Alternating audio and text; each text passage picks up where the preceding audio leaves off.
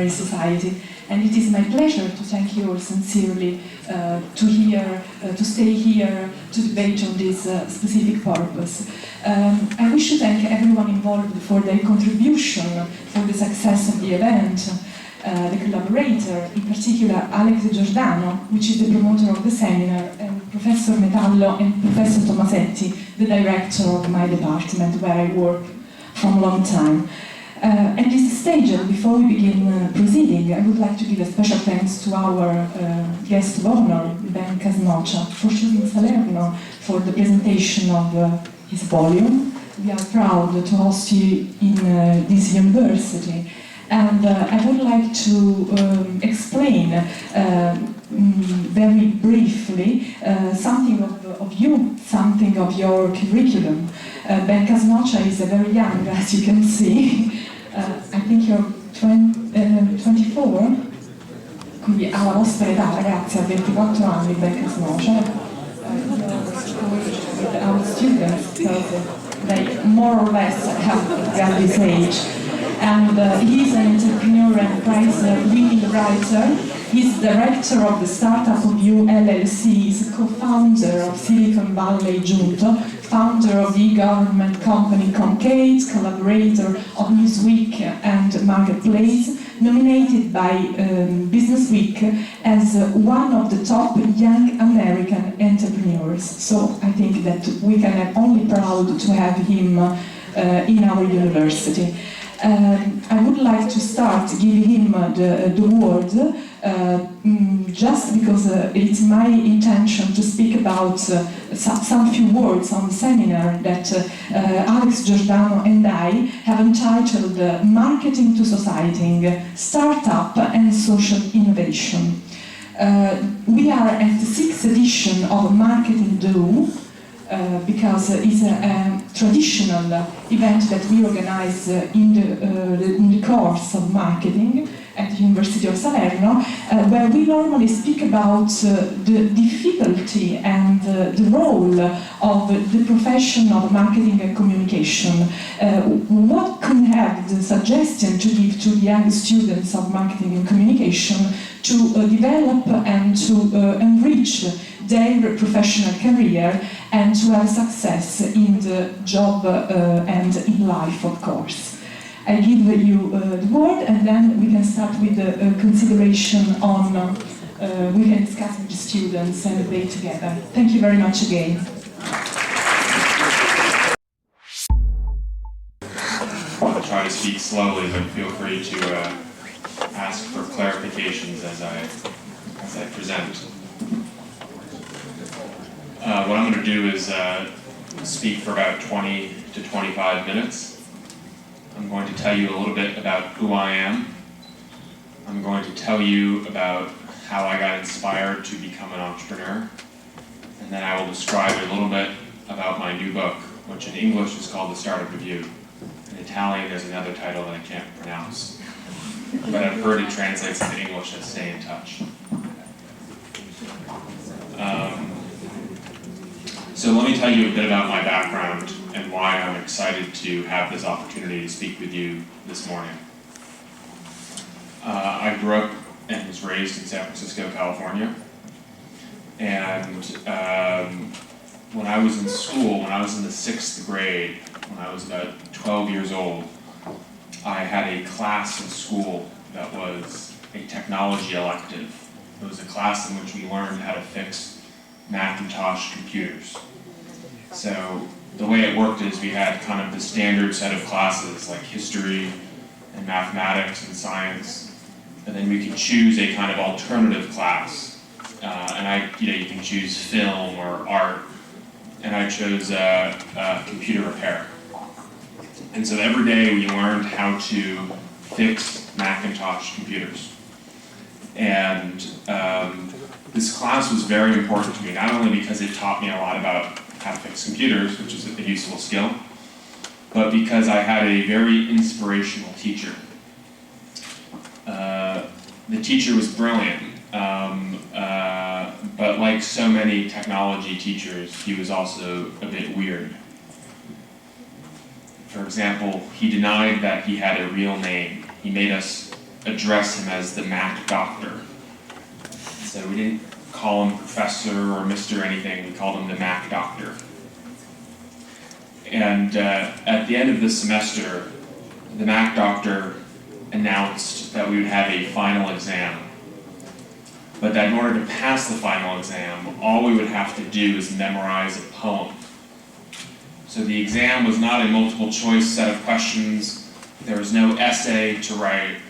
All we would have to do is memorize and recite a poem. And if we could do that, we would get an A+ in the class. And so the day before the final exam, our teacher, the Mac Doctor, distributed the poem that we would have to memorize. And we had 24 hours to memorize the poem. But it turned out actually not to be a poem, but the text of an Apple computer television advertisement that ran in the early 1990s called Think Different. Has anyone here heard of the Think Different advertisement? One person, 2 people, 3 people. So the advertisement, you can go on YouTube and search for Apple Think Different, and you can watch the 60-second ad for yourself. But we had to memorize the text of the ad. And ever since having to memorize this advertisement in school, I have not forgotten how it goes. So I want to share it with you now, because I find the ad very inspirational and it inspired me to become an entrepreneur. So the ad goes like this. Here's to the crazy ones, the misfits, the rebels, the round pegs in the square holes, the ones who see things differently. They're not fond of rules, and they have no respect for the status quo, the way things always are. You can quote them, you can disagree with them, you can glorify, or you can hate them. But the only thing you can't do is ignore these people, because they change things, and they push the human race forward. And while some may see these people as the crazy ones, we see genius, because the people who are crazy enough to think that they can change the world are the ones who do. The people who are crazy enough to think that they can change the world are the ones who actually do change the world. And having to internalize and memorize that advertisement set me on a path to trying to think differently and change the world. And our teacher told us in school that one of the best ways to change the world was to become an entrepreneur, was to start businesses that fixed problems in the world. And so my friends and I, my classmates and I, left the class and began to look at the world as entrepreneurs do.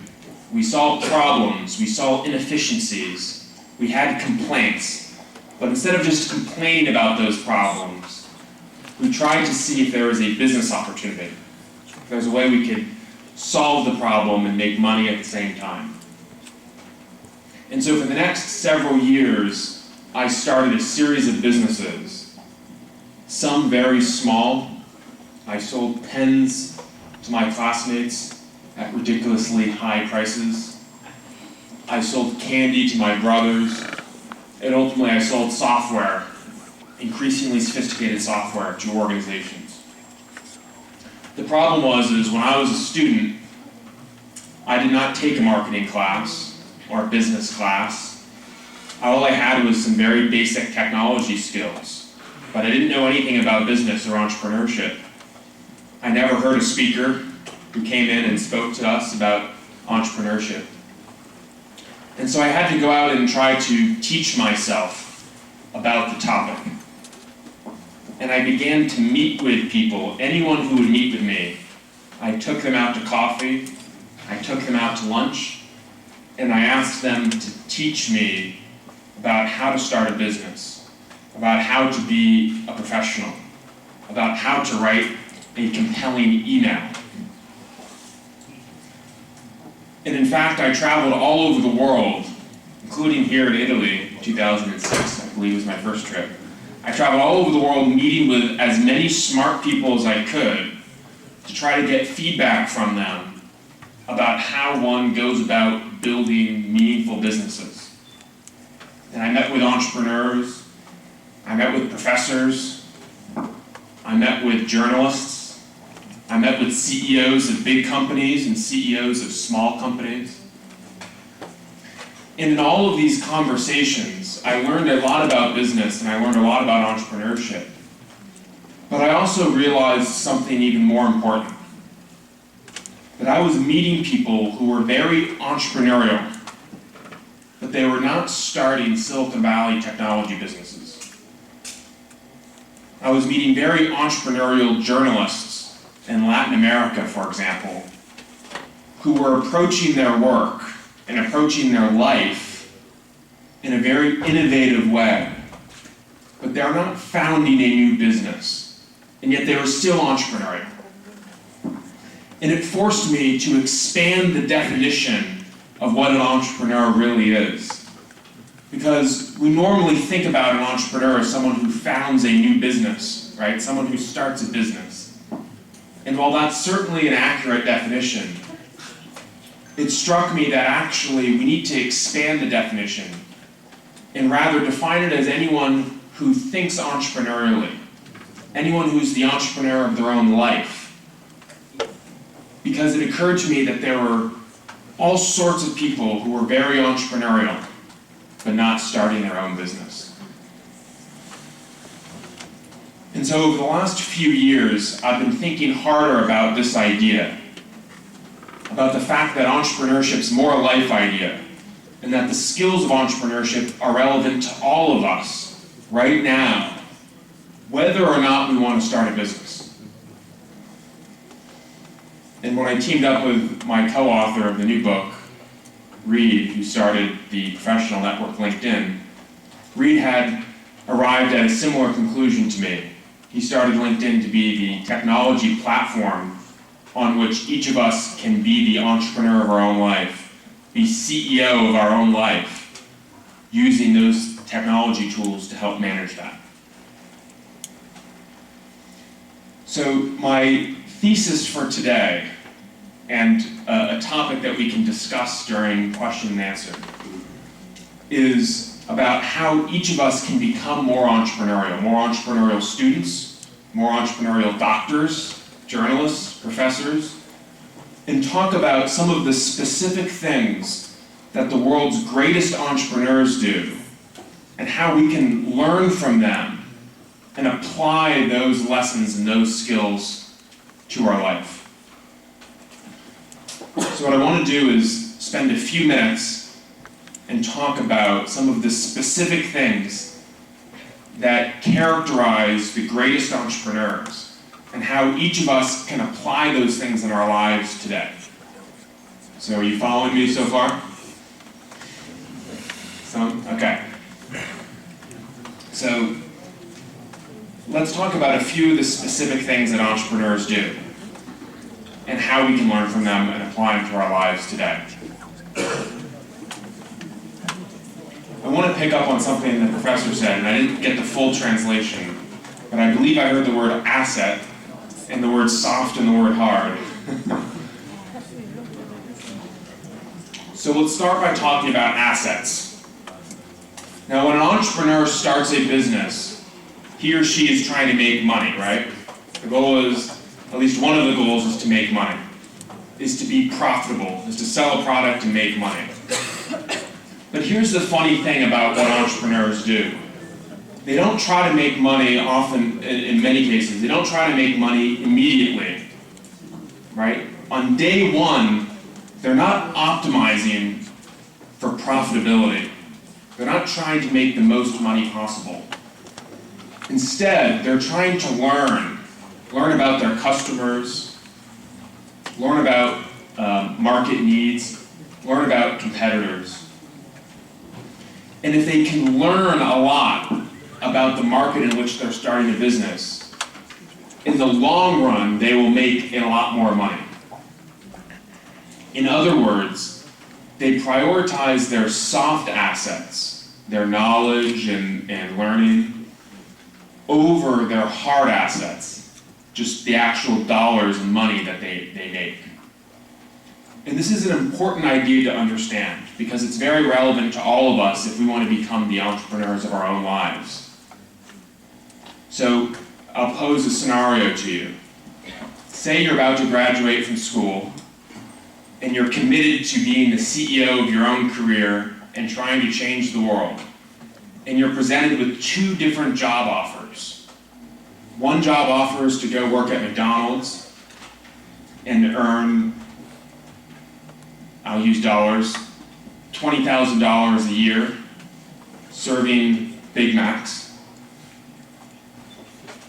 Or you take a job where you earn a little less money, say $15,000 a year or less or slightly more, but it's a job in which you learn a tremendous amount, right? Maybe it's at a think tank or at a nonprofit or at a business that offers a lot of opportunities for professional growth.